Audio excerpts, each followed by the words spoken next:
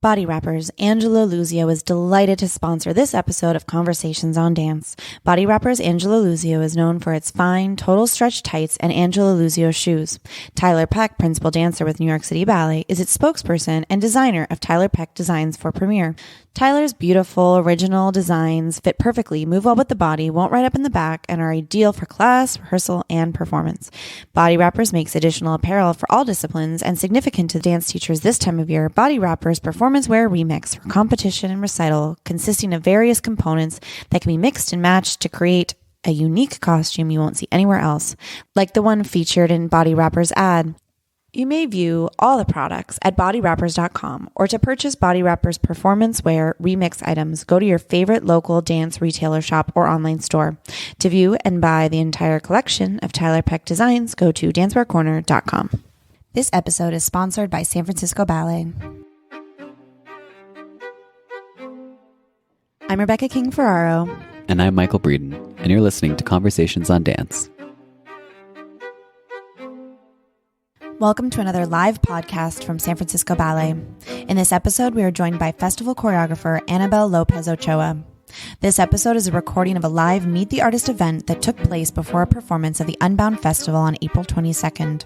For more live content like this from other San Francisco Ballet performances, please check out their podcast network on iTunes. Stay tuned to Conversations on Dance for regularly programmed Monday episodes, as well as continued bonus content from our time in San Francisco. Hi, everybody. As you're all trickling in, I'm just going to do a quick introduction. You can sit wherever. Welcome to our Meet the Artist talk for this afternoon and to Unbound A. Today, our talk is going to be hosted by former Miami City Ballet dancers Rebecca Ferraro and Michael Breeden. They are the co-hosts of the Conversations on Dance podcast. So you'll be able to hear this discussion both on their podcast, conversationsondance.com, and on the San Francisco Ballet Meet the Artist podcast and on our website, probably in about a week. So look for that. And you can also find all of our other Meet the Artist talks and points of view lectures on the San Francisco Ballet website and on iTunes.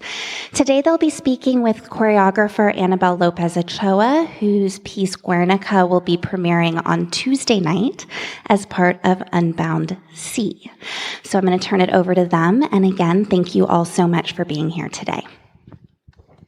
Thank you. Thank you. Thanks so much for joining us, and thank you to San Francisco Ballet for having us here.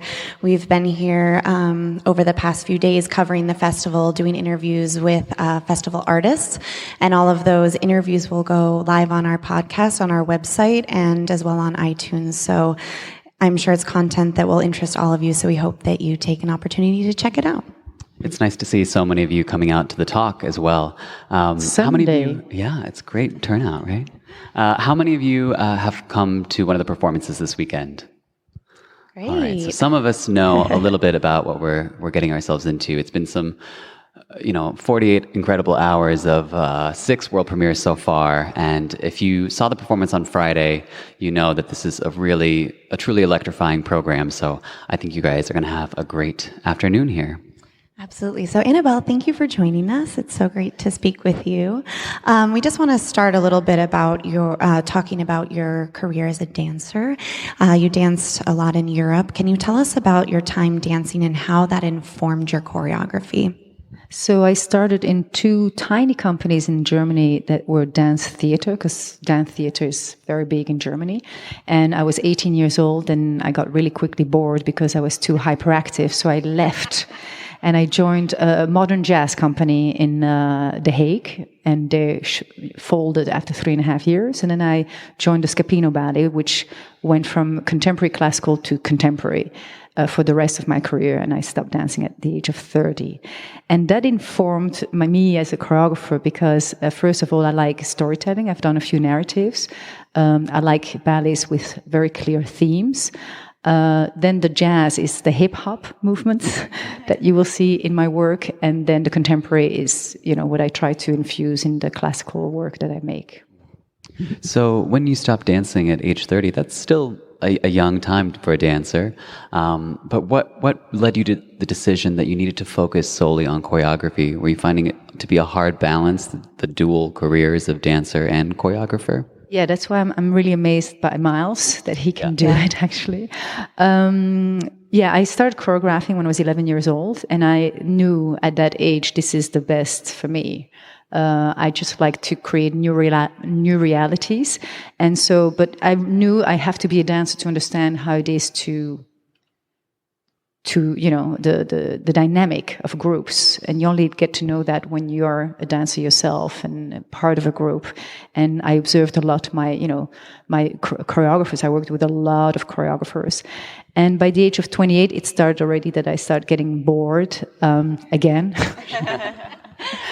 I was just too in tune with all the details of creating a new piece. So when I was on stage dancing, I would feel if the light was too late. I was like, oh, this light should be on there at that moment. So I was just more in tune with the overall than just the performance of my own part. And so by the age of 30, I knew I couldn't, focus on both, because when you're choreographing, you're in your head. And when you're a dancer, you have to be, taking care of your instrument, which is your body, and being very focused and that you stay healthy. And so that's why I made that decision. It was a very easy decision to make. So you've choreographed extensively in Europe and across the U.S. So how do you feel that the aesthetics differ between the two locations and the dancer's approach to your work? Well, in Europe, the companies are funded by the state. So we get more time to create work. We get more time to do the lightings and everything. So the vibration in the studio is much lower than in America. In America, you have 3 weeks and you've got to make it, and it has to work. And also in Europe, you have many more new choreographies. So, it's once you come as a choreographer, it's not a celebration. It's like, okay, one more piece. And here in the States, it's a celebration when a new work gets made, because there's so much, work into finding the fundings for it. And, private sponsoring, which we don't have in Europe. So dancers are faster here. I would say more focused. And they're much more aware that their career is short. So they go for it completely, as opposed to dancers in Europe. They sometimes use a system. If you have a cold, well, you can stay at home. And if your knee hurts or you have a bruise, well, you can stay at home. So, they do at some point use that system. So it creates a different dynamic. Do you feel that you have to approach your work and your preparations ahead of time differently when you have a lot of time versus less time? And do you prefer actually to have less time? Is it kind of more exciting, maybe? No, I want the right amount of time. So too long is not good. I think every artist needs a deadline. Otherwise, you can just keep on tweaking and changing and doubting, and maybe, version 2, number 2.7. So I think too long is not good for me. And, when you have short times, like for Tulsa Ballet, I just had 2 weeks. So I really had to come prepared with, the idea, and it had to be good. And the piece was short and compact. And, but, with San Francisco, I think we had quite a lot of time. We had 3 weeks, 6 hours a day. And I came back 2 weeks ago and we just had an hour and a half a day. But, so we had a good fair amount of time to make these pieces. So you've created over 50 works at this point in your career. How would you say your work as a choreographer has evolved over that time? Your work as a choreographer. I hope I got better. How has it evolved?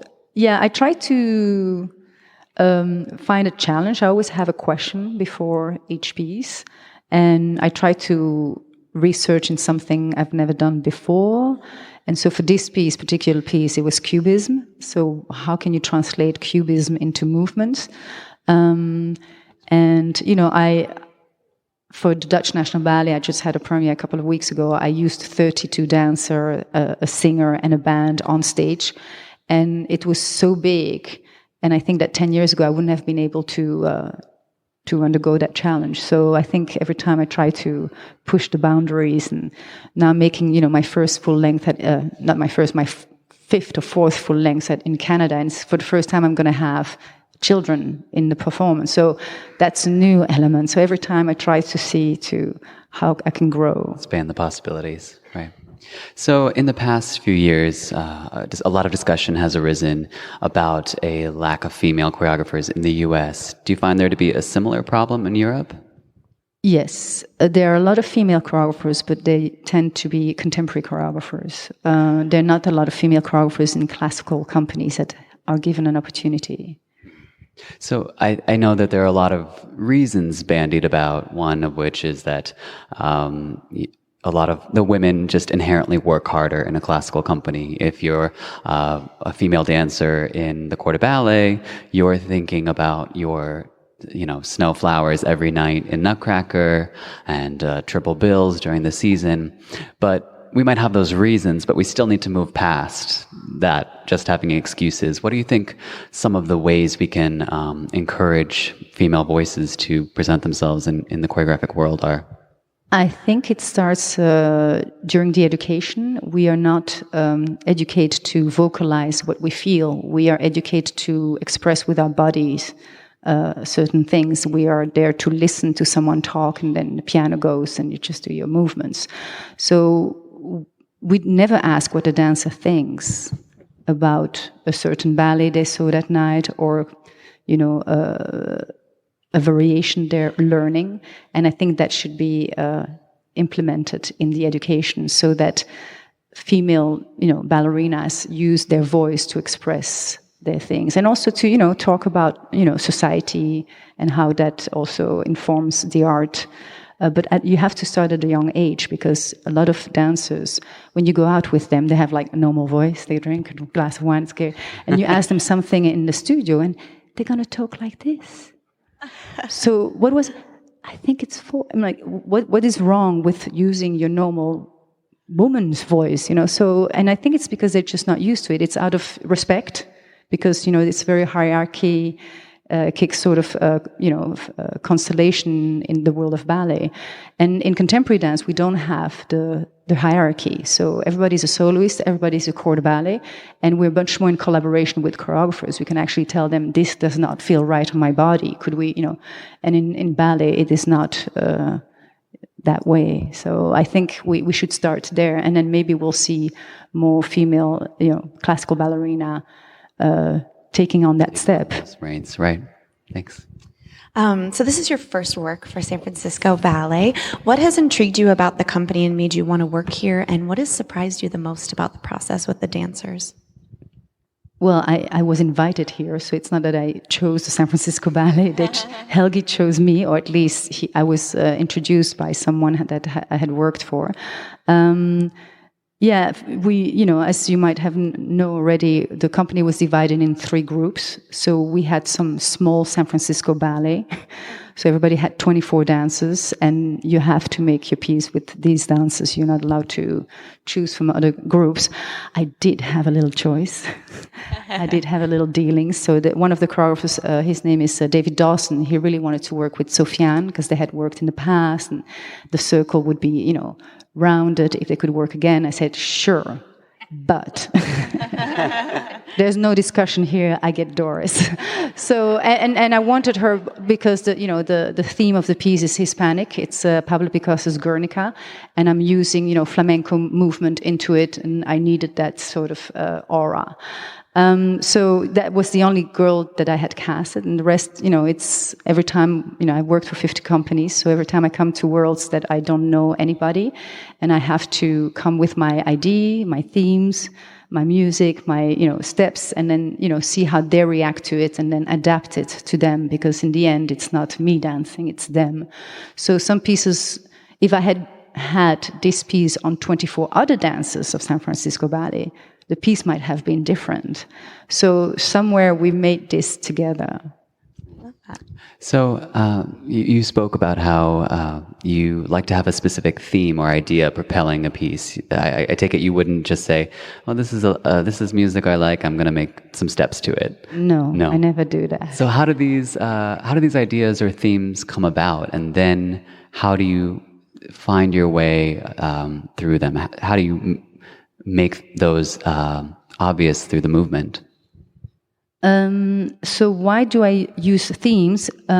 Because I've worked a lot with, theater and actors, and I'm, together with a stage director, actor. So we always talk about that art needs to say something. And so, as a young kid, I made a lot of movements on music, and I would use, Madonna and I don't know, Michael Jackson music, and I would just do movements, and it didn't mean anything but movements.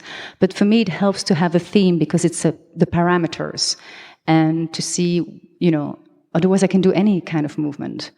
And I'm just interested, the more I lock myself into a theme, the more freedom I find. And I like the research into, looking at paintings, looking at flamenco, reading about Picasso, reading about Guernica, and all this information helps me, prepares me to what is the direction. So, I follow my intuition, but actually it is all the things that I read before coming into the studio.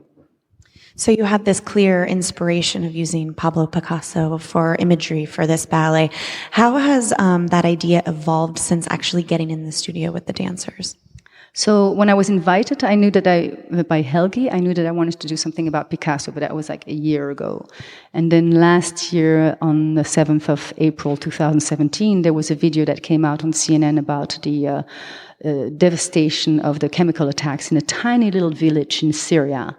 And my reaction to it is that it was so overwhelming. I pressed on the stop button. I couldn't watch it. It was too much. And I thought, oh my God, I'm such a hypocrite. It would exist if I would be able to watch the whole video, but I made it not existing by pressing the button. And I thought, what can I do as a human being? I felt so helpless. I cannot help these people. And then I thought, but what can I do as an artist? I could, talk about it. And suddenly the Picasso, I looked at his work and I thought, oh, he did the same with Guernica. He was actually, painting, working on a huge painting, and Guernica happened, the bombing, and he stopped that painting and said, I have to make this mural. And so, to eternalize and to make us aware of the senseless violence in this world. And, that was his way to make a pacifying gesture and to denounce what was happening. And so my piece is really an ode to, and a salute to Pablo Picasso, to an artist that actually used his art to say something about what was happening. So the piece is not, a replica of Guernica. You're not going to see things. I mean, there are definitely elements, but it's, I read a lot about him. And for example, one of the themes is that he always would paint himself as a minotaur, so half Taurus, half man.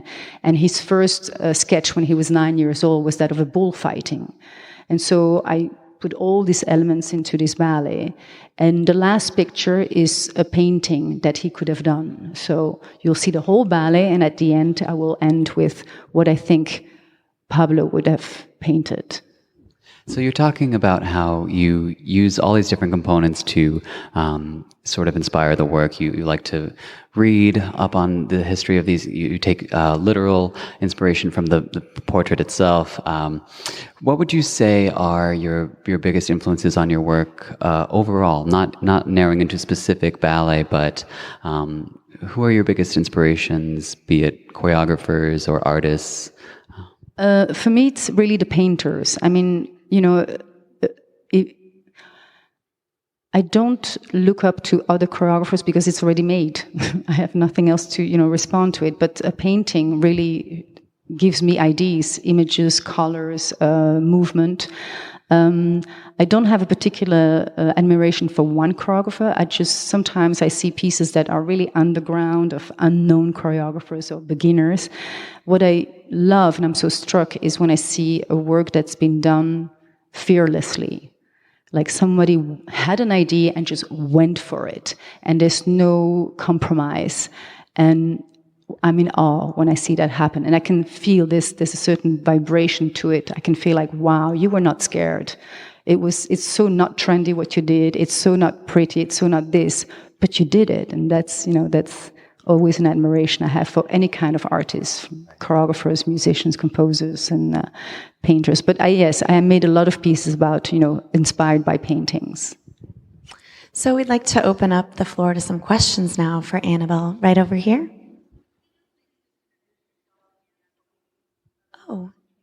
Absolutely. We'd love to. We're reintroducing ourselves. My name is Rebecca King Ferraro. And I'm Michael Sean Breeden. We are the hosts of the podcast Conversations on Dance.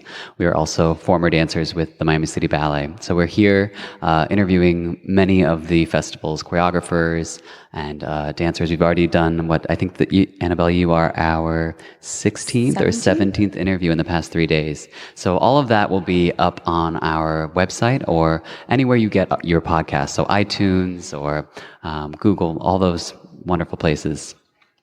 And they will eventually be available on San Francisco Ballet's website as well. Thank you.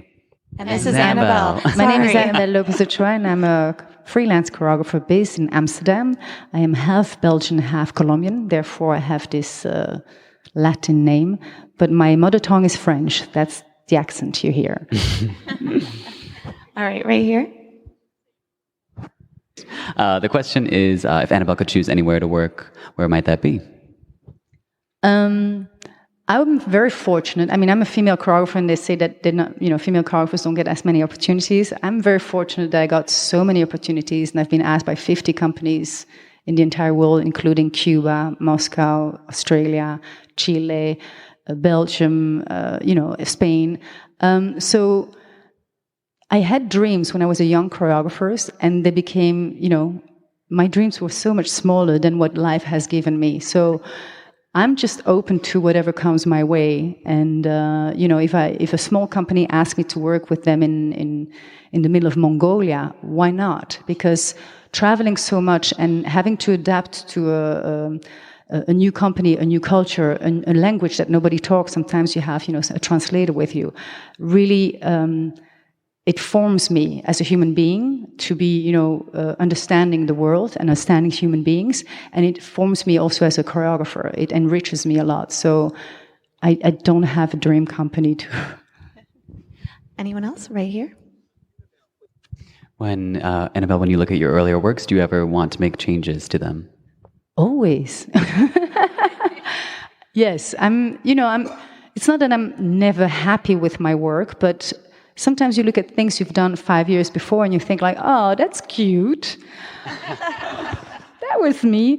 And I feel that, when I was younger, I put so much information in my pieces, and sometimes by make it more simple, allowing a silence, a moment of pause, you can actually reach more the emotion of a viewer. So when I look at my works, usually I try to simplify it to go to the essence of what I wanted to say.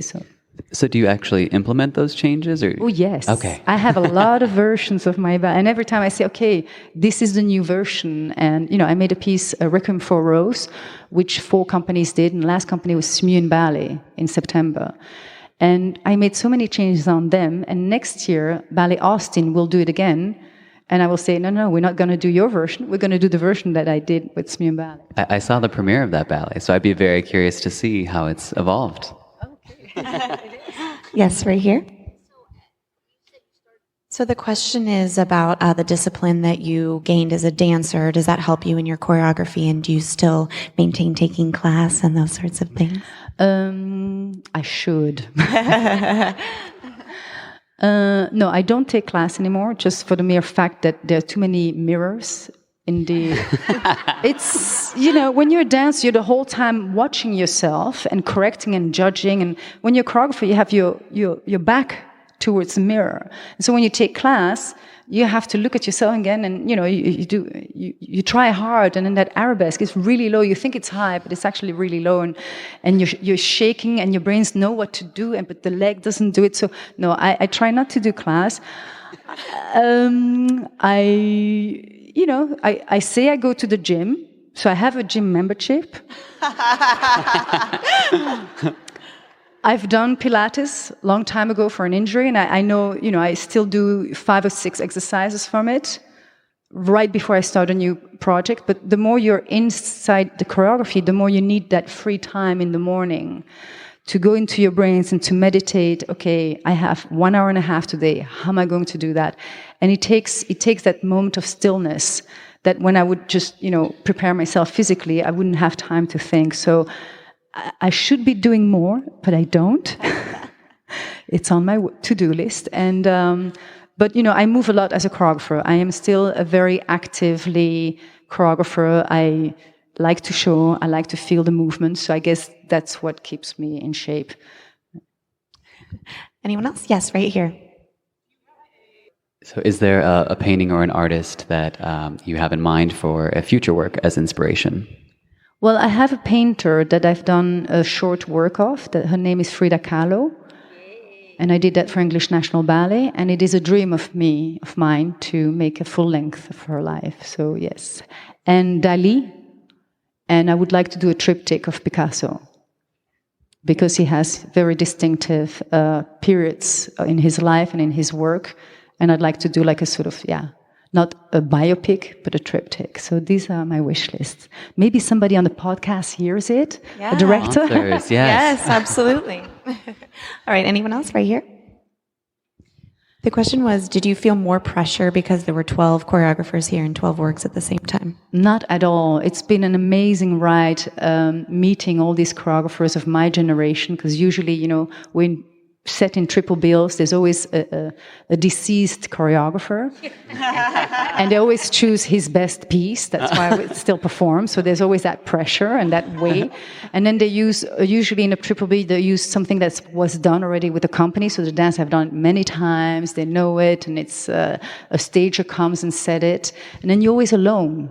Like, biting your nails. So no, this has been wonderful to share these moments of joy, and then the first tech rehearsal on stage, completely despair.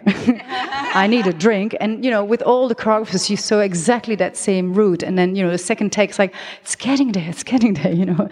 And so, no, it's been fun to have them around. Are you guys kind of a support system for each other right now? Right now, yes. I think we're going to keep in contact. Oh, yes. Great. That's nice. All right. Anyone else? One more. Oh, I'm sorry.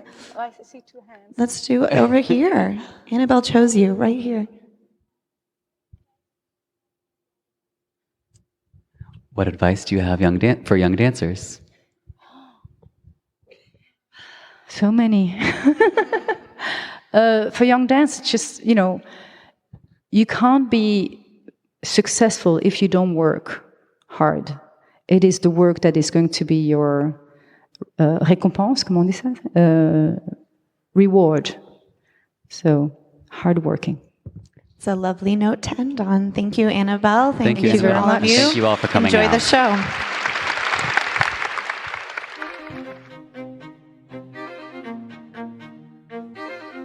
Thank you for joining us this week. We are back from San Francisco and recorded a massive 26 episodes that are waiting to be published on your feed. We chatted with world-class choreographers about their careers and work, including Christopher Wheeldon, Stanton Welsh, and Edward Liang, ballet master Katita Waldo, as well as some of the remarkable world-class dancers of San Francisco Ballet like Sarah Van Patten, Anna Sophia Scheller, and Sofiane Silve. Subscribe now on iTunes to receive notifications of new episodes when they are published. Follow us on Instagram, Twitter, and Facebook for some behind-the-scenes content and new episode alerts. If you like what you heard today, please take a moment to rate us on iTunes. It really helps our podcast grow. Thank you for listening. See you next week on Conversations on Dance.